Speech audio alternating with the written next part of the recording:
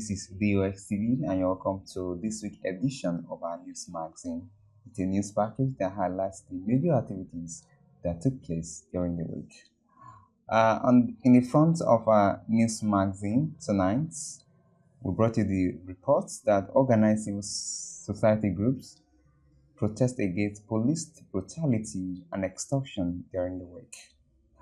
We also brought you the report that Benin City residents raise alarm over one-party state. And we also brought you the report that Dangote Foundation donates 30,000 bags of rice to indigents of Edo State. Now let's dissect the details of the report. Organized civil society groups in Benin City on Monday took to the streets to protest against police brutality and extortion in Benin City. Our correspondent Dennis Ubidian reports that the group also called on the Edo State Government to follow due process in the demolition of building connected with criminal activities. Here is the company's reports. Activists in Edo State under the auspices of Edo State Civil Society Organization. On Monday, May 19, took to the street to protest against police brutality and extortion, occasioned by the recent total crackdown on cultism and kidnappings by the Edo State Government. The protesters, who marched around the ring road to the inner center of the King Square, causing gridlocks at King Square and at Johnny Road, held various placards with inscriptions such as "We support fight against cultism. Edo lives matters," among others. The King Square and environs were under tight surveillance as teams of policemen were on ground to ensure that there was no breach of peace and order. The protesting groups' first port of call was the Edo State Government House, where they submitted a letter to the governor, Senator Monday Okpewolo, to express their displeasure over the manner in which the Edo State Police are handling the fight against cultism. They accused the police of hiding under the fight against cultism to brutalize and extort money from the populace. They added that the numerous checkpoints everywhere in Benin City are for their selfish interest and not to checkmate or avert criminalities in the society. Speaking at the event, the coordinator of Edo State Civil Society Organization, Leftist Omobude Ao Ba-Ito, saying that the protest was against police brutality and extortion, adding that when fighting crimes, due process should be followed. We have said time without number. In fact, Edo Civil Society Organization have done rallies, sensitizations, and campaigns more than 7 or 8 times in the last 8 or 9 years to campaign against cultism and the need for our youth not to participate in it. And so we will not stop, because we know that one of the major reasons why youth join cultism is for societal belongings and to find a means of survival. Hence, government has failed the youth. We don't expect the youth to fail themselves. If government will not be government and be responsible for what for its electionary promises, the youth must shun cultism and choose a better way of livelihood to develop themselves and find a means of livelihood. And we have given them in written documents, and the government have said they have heard us, they have observed, and they will act on it. So we expect that in the coming days, Edo State government will address in media and to the effect, and they will change their tactics. If that action continues, we will take the next line of action as will be decided by us. Other members of the group also expressed their minds at the event, imploring the Edo State Governor, Senator Monday Okpewolo, to use his good office to address the issue, emphasizing that if the issue is not addressed as he had promised, they will have no other option than to take to the street again. Tell them, their boys, to not harass the youth, because the youth vote for them in. So if the youth, all of them go, if the election come, who go come vote for them? So I beg, would they try to make, not say would they follow them in the fight, make them do right thing. If you don't do right thing, everybody will enjoy them. Every office that is coming to fish out every cultist in Edo State to look into this issue. This issue is not an issue of just an office issue. It's an issue for every Edolite. Pains us most is the way the outcome of it, the way our security agents, police specifically bring it up. It makes us to cry, is that because the oppression is too much. We just want our government to come to our end, because too much harassment by our security police. If you don't have money to bail yourself, they caught you that you are a cultist. They will take you to Oko. So that is not fair. Oppression. Oppression and injustice is a norm in this society, and especially in Edo State. And it's part of the reason why we are here today. A lot of persons initially misunderstood the reason why we came. They arrest now even innocent people and frame them up to be a cultist. And by the time you deny, they use everything to hold you down. Or rather, when they see that there's no evidence to hold you back, they now ask you to pay. Dennis Obudia, reporting for VOV TV, Benin City. Moving on, Edo State residents have expressed worries over the spate of mass defection from the opposition party to the ruling party in the country. Our correspondent Dennis Obudia again, who went to town to feel the impulse of the people, report that the respondent pointed out the danger of such phenomenon. Here is the complete report. As 2027 elections approaches, political party defections or cross-carpeting has become a burning topical issue in Nigerian politics. As politicians are increasingly dumping one party for another, they perceive as a better platform that offers greater chances of success. There's an inducement. People are inducing them to move for political gains. In the past, this kind of development was just a drop in the ocean. But recently, it is now the hallmark of the day, to the extent that many elected representatives have dumped their parties for another, daring any consequence, just to secure political advantage or power. Just recently, former governor of Delta State, Ifeanyi Okowa, current governor of Delta State, Sheriff Oborivori, and the entire Delta State House of Assembly members all defected to the All Progressive Congress from the People's Democratic Party. In Edo State, the Speaker of Edo State House of Assembly, Blessing Agbebaku, and all his supporters also defected from the PDP to APC. It is the same thing at the federal, state, and local government level throughout the federation. It is either they move from PDP to APC or from the Labour Party to APC. Those that have not defected yet are only waiting for the appropriate time to do so. Many Nigerians have expressed concerns over this development, bemoaning what the future holds for Nigeria and Nigerians. The hardest hit is the People's Democratic Party, PDP, followed by the Labour Party, where almost all their elected members have defected to the All Progressive Congress. In response to this development, the PDP hierarchy have held a series of meetings to carve a way out of these menace, but all ended in futility. It is sad that the whole scenario is happening when the PDP itself is embroiled in deep-rooted managerial crisis that has torn the party apart. They have strengthened their defected members with legal action to retain their mandate, but it is easier said than done, as the efficacy of that kind of litigation has not been properly defined or tested in the competent court of jurisdiction. As for the Labour Party, it is the same whip flogging the PDP that is whipping them as well, as no one knows which of the factions between Julius Abure and Lamidi Apapa is holding sway for the party. They have even found it difficult to call for a meeting to address the issue of defection in their party. In all of this, the greatest problem now is that it appears there is no opposition in Nigerian politics anymore. The high rate of defections has practically weakened the opposition parties, silenced their voice, and making it difficult to challenge the ruling All Progressive Congress, thereby ending democratic values and reducing electorate interest in the process. The question now is, with this spate of defection that has bedeviled the nation's politics, is Nigeria sliding to a one-party state? And what will be the consequence of a one-party state in Nigerian politics? VOV TV went to town to sample people's opinion. I have said it, we must move to the right government instead of sitting opposition. APC is the right government. I thank those people who move.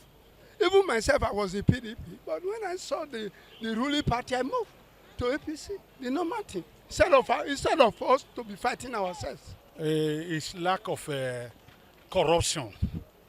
It's in the sense that because their hand is not clean, greediness, that is why they are moving to a place where they will be safe. That's what I've seen in that case. In Nigeria, a time will come, there will be a lot of confusion in this country because, one, we don't have judiciary in this country. That is why you see them behave the way they are behaving, because there are a lot of corruption and everything. Corruption is getting deeper on daily basis. It's like we don't have a leader. We don't have future. That's where I see the situation in this country. We're supposed to have different parties that will checkmate other parties. In the state where everybody become one party, there going to be anarchy and chaos in future. It's happening now, my weakening the opposition. But the opposition should not lose faith. Because when you lose faith, you fail. Do you get me? The opposition I see today in Nigeria is still very strong. The opposition in Nigeria is still very strong. But need to realize what they will do to unseat the current government in 2020. To seat this government in 2027 is very easy. Very, very easy. If opposition can come together and agree on certain things and make sacrifices. Dennis Ubudi, reporting for VOV TV, Benin City. During the week, museum workers in Edo State joined their counterparts across the globe to mark 2025 International Museum Day. Our correspondent Dennis Ubidian, who witnessed the events in Benin City, the Edo State capital, reports that the ceremony attracted large turnouts of participants. Here is the complete report.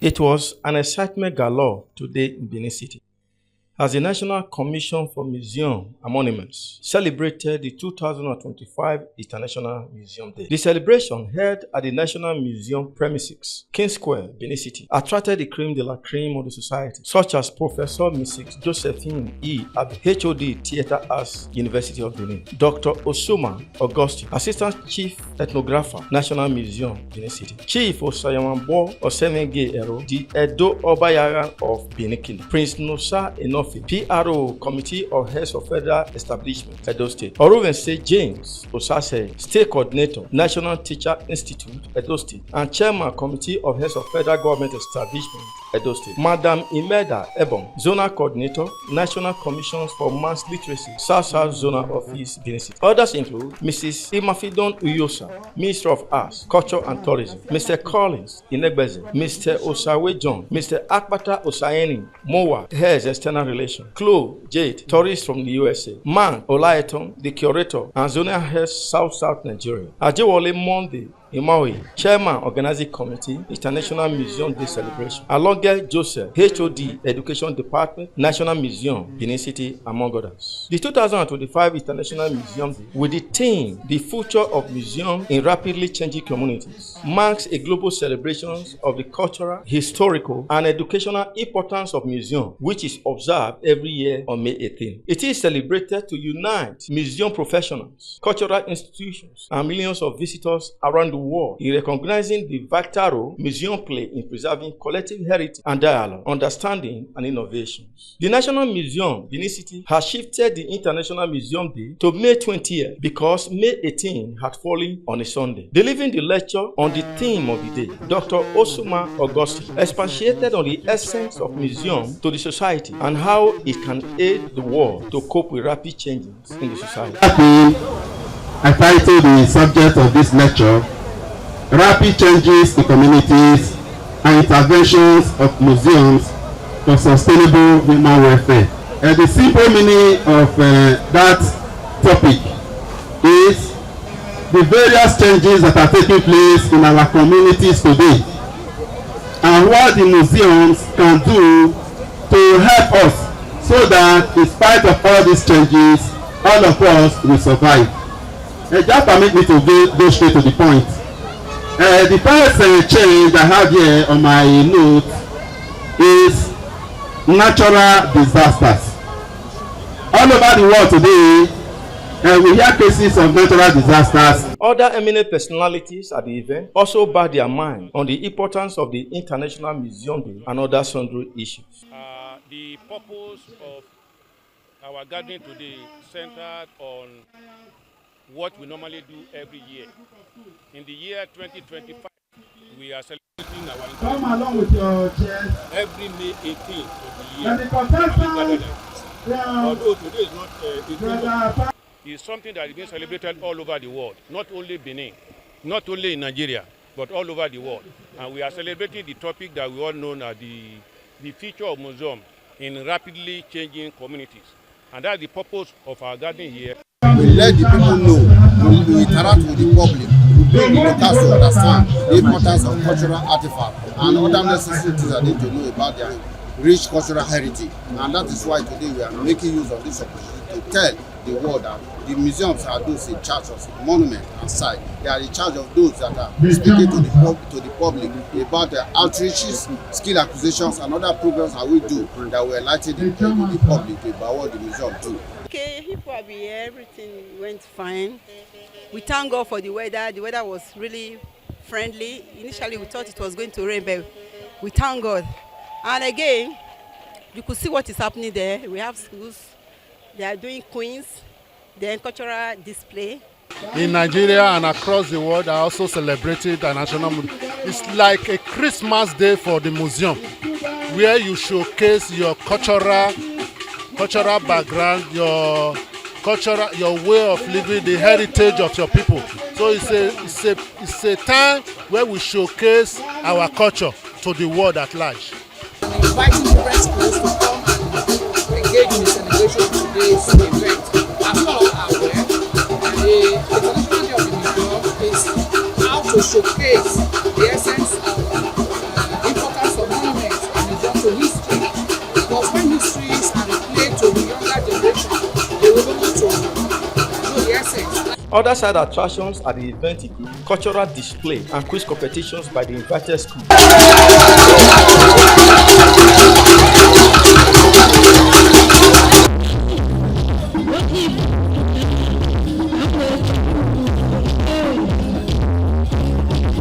Alexander Graham Bell invented the first ever working microphone. The climax of the occasion was the prize presentation to various schools. New Benin Baptist Group of Schools won the quiz competition with 23 points, followed by Gaius Obaseki Group of Schools with 90 points, and Pius Group of Schools had 5 points. Achieving this purpose, because whether we like it or not, to the youth, to the children that have been coming, they must have definitely gained something, and we the adults too, if not because we do it from time to time to educate the public. Felt achieved, happy, and celebrating culture is a mark of them signifying and noticing your native land. It means a lot because students are being made to display their the cultural values, especially in Nigeria as a whole country. I don't have much to say, but all I can say is it was a great day. Very great. To represent my school was a big honor. Like there were many people there, but they picked me, so I had to work hard to win this. I really enjoyed it, and today was a very good and a nice day to me. Yes. Dennis Ubudi reporting for VOV TV, Benin City. In another development, the Aliko Dangote Foundation has donated 13,000 bags of rice to the vulnerable in Edo State as part of efforts to cushion the impact of the hardship in the country. Jude Aweke reports that the state's deputy governor, Dennis Idausa, flagged off the distribution at the State House in Benin City. Here is the complete report. Women, including the indigents across the 18 local government areas of Edo State, gathered here at the new festival hall of the State Government House in Benin City. They are here for the flag-off of the distribution of 13,000 10 kg bags of rice donated by the Aliko Dangote Foundation to the vulnerable in the state. His Excellency the Deputy Governor will flag up the rice distribution exercise.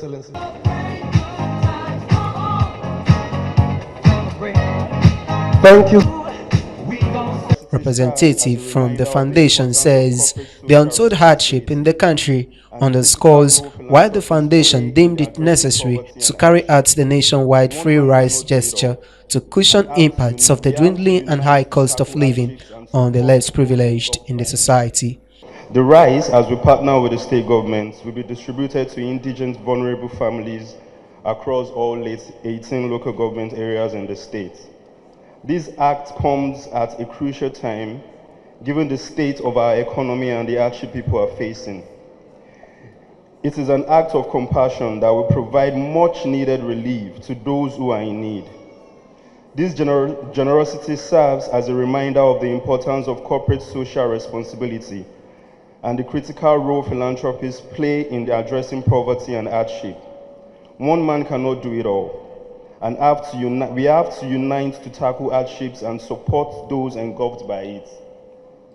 I encourage other individuals and corporations to follow in the footsteps of Aliko Dangote Foundation and similar bodies as we work together to build a better, more inclusive society for all. Governor Mondo Okpebholo, represented by his deputy Dennis Idahosa, expressed his heartfelt gratitude to the donor and his foundation for the acts of generosity and compassion. He said the fight against poverty and hunger is a collective responsibility of all Nigerians, noting that through partnerships, the government will build a more resilient, secured and prosperous future for all.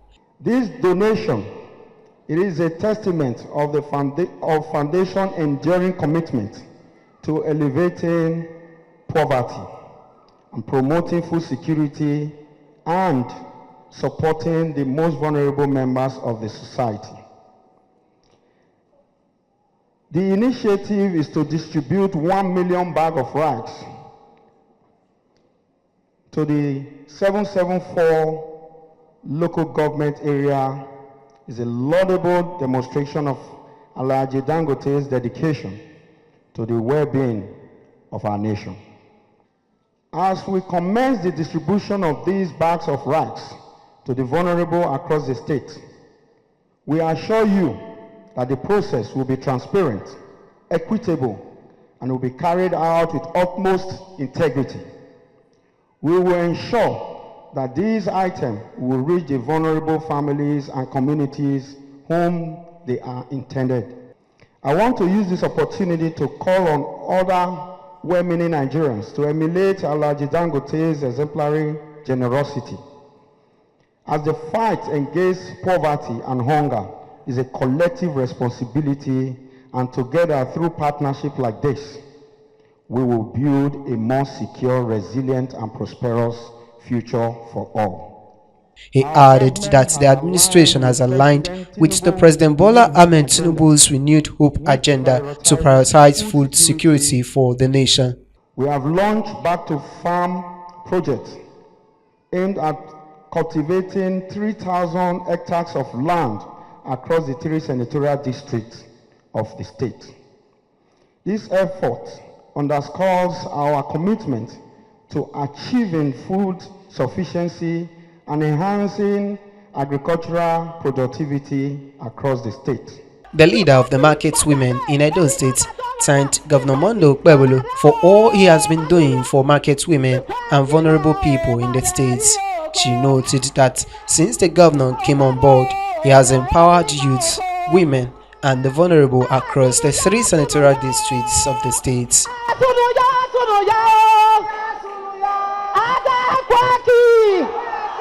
The state head of service, Antonio Kumbowa, chief of staff to the governor, Ganiu Audu, among others, were present at the occasion.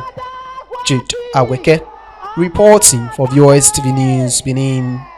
On a sad note, the family of a 14-year-old teenager, Paul Alade, shot by a police corporal in Ibadan, is crying for justice. This is just as the Oyo State Police Command confirmed the arrest of the suspects. Our correspondent Jude Aweke has full detail of the reports. 14-year-old SS1 student Paul Kehinde Alade's dream was cut short on Tuesday morning while going to school. A policeman opened fire on his father's vehicle for allegedly beating traffic and attempting to evade arrest. The bullet, however, struck Paul Alade, leaving his father and twin brother devastated. The family house of the deceased is in a sober mood. Everyone is yet to come to terms with the reality of the tragedy, most especially his twin brother, who was right beside him when the bullet pierced through his ribs. So is that the same boy that have suffered a lot? I deprive myself a lot of things just to make sure they are well taken care of. And one policeman will just wake up one morning and shot the boy dead. I just want justice. In my years of knowing him, he had never been involved in squabble with any student. Very quiet, easygoing, cool-headed, intelligent boy. This is the welfare hospital where the young boy received first aid treatment before he was taken to the University College Ibadan, where he was confirmed dead on arrival. So the doctors on duty and the nurses, they tried to resuscitate the boy. So they sighted land past IV fluid, placed the boy on oxygen, and they saw some response. So the minute they saw that, they quickly put the boy into the ambulance of the hospital and transferred to University College Hospital. Meanwhile, the Oyo State Police Command has confirmed the arrest of the police personnel who accidentally shot the students. The command's spokesperson, Adewale Osifeso, in a statement disclosed that the officer responsible for the discharge of the firearm had been taken into custody along with other members of his team. Mr. Osifeso said the police commissioner, Johnson Adenola, had ordered a comprehensive investigation into the incident. According to him, the incident occurred at about 7:45 a.m. during a joint traffic enforcement operation with personnel of the Oyo State Traffic Management Authority. He said the team attempted to stop a black Honda Accord car FST 639JJ driven by the deceased father, Odunayo Alade, for driving against traffic. Rather than complying with the directives, the driver allegedly accelerated towards the enforcement team in an attempt to evade arrest, ramming into two vehicles of the traffic control team and a police Buffalo patrol truck. The police spokesperson says in an attempt to prevent further damage and harm to officers and other road users, barricades were set up to demobilize the fleeing vehicle. However, the driver reportedly broke through the barricades, driving recklessly and endangering lives.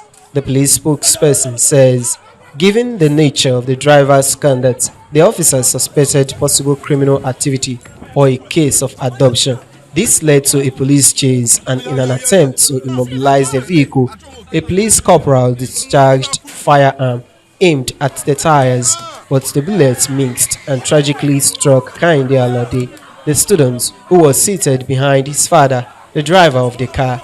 The police command extends its deepest condolences to the family of the deceased, adding that the command remains resolute in its commitment to upholding justice and ensuring accountability in handling the case. Jude Aweke, reporting for VOV TV News, Benin. Now to political matters. The recent adoption of President Bola Ahmed Tinubu by leaders of All Progressive Congress as the sole presidential candidate of the party ahead of the 2027 presidential election has started generating dust among Nigerians. Our correspondent Dennis Ubidian, who sampled the view of Benin City residents, reports that the respondents frown at such developments. Here is the complete report. Just about 2 years into the first term of President Bola Ahmed Tinubu administration, the battle for the office of the president appears to have begun in all political parties. Just yesterday, it was reported that Nigeria's ruling All Progressive Congress Party has endorsed President Bola Ahmed Tinubu to run for a second term at the next general election coming up in 2027. The APC at a summit in Abuja on Thursday has backed Tinubu to continue with the reforms they believe have rebooted the economy after the costly petrol subsidy removal. Abdullahi Ganduje, the APC national chairman, disclosed this on behalf of the National Working Committee, saying that the party hierarchy hereby affirms the various endorsements and thereby declare President Bola Tinubu as the sole presidential candidate of All Progressive Congress Party. With this development causing ripples and concerns among Nigerians, has Tinubu actually done enough to warrant the second term? VOV TV went to town to seek people's opinion. Very wrong move. Right now the economy is very bad. No jobs, no security in the country. I don't think it's a good idea at all. No jobs for students, university students, coming out of universities and everything. There's no job. Nothing is working out in this tenure. Fuel is very hard. Things are very expensive. You know, it's very high. Cost of living is very high. So I don't think it's a very good idea for somebody to elect Tinubu. You have to be crazy to elect Tinubu at the second term. We know what. We are okay with one way we want. So there is no need of giving me any suggestions. We don't need that. The way the country be, when we say hungry person, something when you buy 10 naira today, if you go market tomorrow, they don't be 15 naira. Now, so we want to continue. He never feel repair this thing. Other one, we don't want that. He has not done anything. Why did you say so? It's very obvious. You come online and you see people complaining, you see people crying every day. I heard there was a protest somewhere here in Benin. Gas price has gone up. Everyone is just complaining. Where was that? Today. So it is not fuel, there's cost of living, there's house rent. Nowadays, you are just working to survive. You don't have money to eat.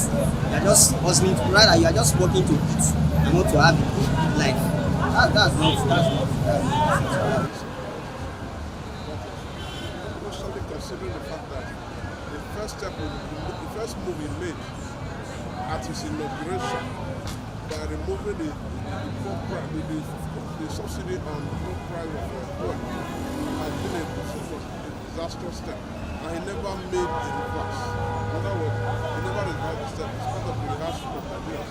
It's part of the hardship they inflicted on Nigerians. So I don't think the parents are acceptable. If I'm to maybe 1 to 10, I will give him 3.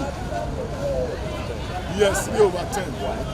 Because what we are expecting from this government is yet to be unfolded.